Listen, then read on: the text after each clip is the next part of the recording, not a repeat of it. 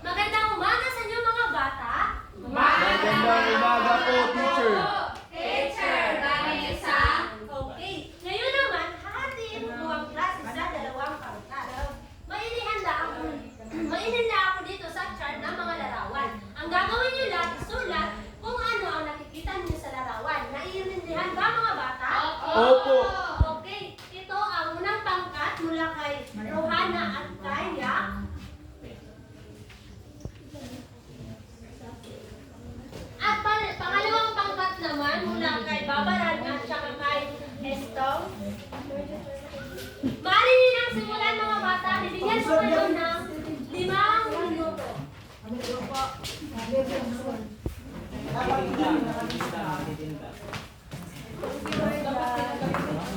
Kukuha lang kayo dito ng pandikit mga bata.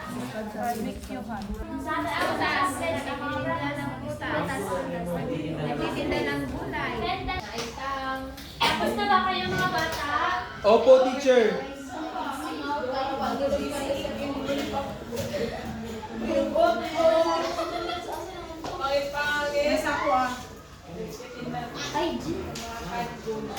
Hello, Carlo.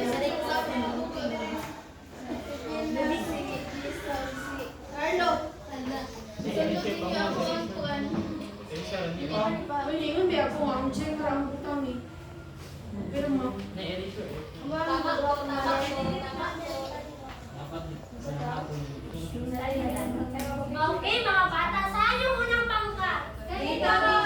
Sino gusto mag-presenta? Isa? Ako po. Okay, ate.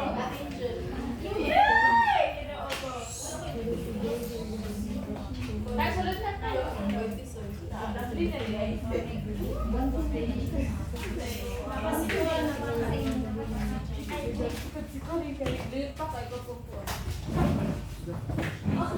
simulan mo natin. Teacher, ang nakaangat po sa aming mga larawan kay una, mayroon pong dalawang ale na nagtitinda ng iba't ibang produkto. Kaya tinawag po namin itong sari-sari store. Pangalawa, mayroon pong nagtitinda mayroon pong isang ale at isang ginoo na nagtitinda po sila ng barbecue.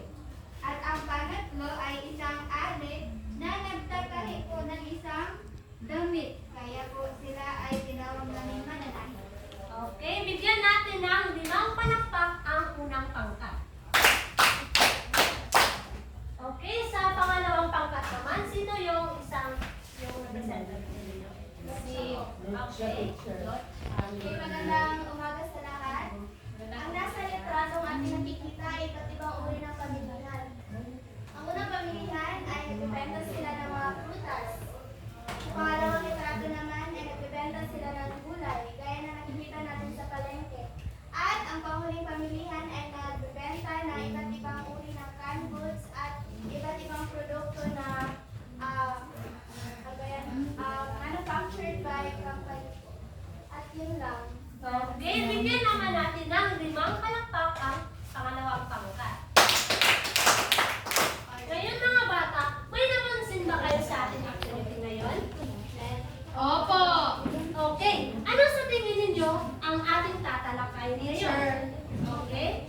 Ramirez? Sa tingin ko po, ang ating tatalakayin ngayon ay tungkol sa mga uri ng pagtitinda teacher. Okay, magaling. Ngayon naman, bago tayo magtungo sa ating talakayin, babasahin muna natin ang ating mga nagilin. Mga bata, pakibasa. Natutukoy ang mga oportunidad na maaaring mapagkakitaan sa tahanan at pamayanan. Natatalakay ang mga produkto na pwedeng mapagkakitaan sa loob ng tahanan o pamayanan. At nabibigyang halaga ang bawat perang naipon sa pagbebenta ng iba't ibang mapagkakitaan sa loob lamang ng tahanan o pamayanan. Okay, mga bata, ang ating tatalakayin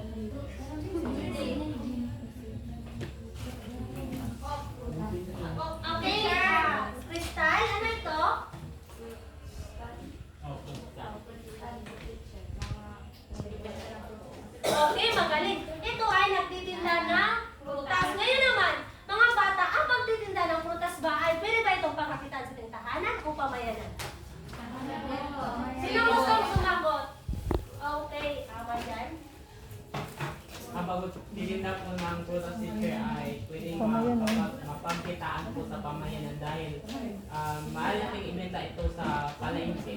Okay, magaling. Sa pangatlong larawan naman. Ano ito mga bata? Barbecue. Teacher, Okay, babaran? street food. Okay, street food. Ang street food ba? Ito ay pwede pagkakitaan sa kung tahanan or pamayanan? Teacher, Amedy? teacher, pwede po itong pagkakitaan sa pamayanan, teacher. Pwede rin po sa tahanan. Okay, magaling. Sa pang-apat naman na larawan, ano? Okay. Locha? Ang nakikita sa larawan ay mga gulay or bilihan ng mga gulay. Okay. Locha, ito ba ay pwede pagkakitaan natin sa ating tahanan o pamayanan? Ito ay pwedeng pagkakitaan sa pamayanan at sa tahanan. Gaya ng sa amin, meron kaming timardin at kapag merong bunga yung aming gulay ay pupunta lang yung mga neighbors namin sa bahay at bibili sila ng gulay. Okay, magaling. Ngayon naman, sa pang-lima, ano itong larawan na nakikita niyo mga bata? Okay, Roberta, pakita niyo, ate. Ang nasa larawan ko rin ay isang babae na nagtalahi ko. Okay, ate Roberta, sa tingin mo, pwede ba itong pagkakitaan natin sa ating tahanan o pamayanan? Pwede po kaya sa dalawa kasi kung meron pong iba na yung pong may pinapatahin po sila o pinakayo sa kanilang gamit. Okay, magaling. Si Carlo? Sari-sari store teacher. Okay, ito ay sari-sari store o minsan din na tinatawag din ito tingiang tindahan. Yes, tingian kasi nga nag-iba-iba yung sari-sari store. Tingiang tindahan. May mga katanungan ako. Sino sa inyo makapagbibigay ng pwedeng pagkakitaan sa inyo sa loob ng inyong tahanan? Carlo? Pagbibenta ng ice candy teacher. Okay, ano pa mga bata? Okay, so bata. Benta ng ice teacher. Okay, ano pa? Barbie? Magbibinta ng load. Okay. Oo, Ano pa? Carlo? Magtinda ng mga snack teacher like kwek-kwek, hangin, o juice teacher. Okay, Carlo, may tanong ako. Kapag nagbebenta ka, yung ano mo, yung kita mo, ano yung ginagawa mo? Yung income ko ay pinapunta ko po sa savings teacher. Tapos yung kapital ko Sana all. yung kapital ko teacher para mag-income ulit. Okay, magaling. Ngayon naman mga bata, bakit kailangan natin mag-ipon? O yung mga kinikita natin ay kailangan natin ipunin? Ibang kamay naman, Rivera? Rivera. Kailangan natin ipunin yung mga kinikita natin sa pamagitan ng ating mga kinikita natin sa ating mga ibinebenta upang sa pagdating ng araw na may kinakailangan ka, so may mapagkukunan ka na panggastos. Okay. Salamat. Paalam na mga bata.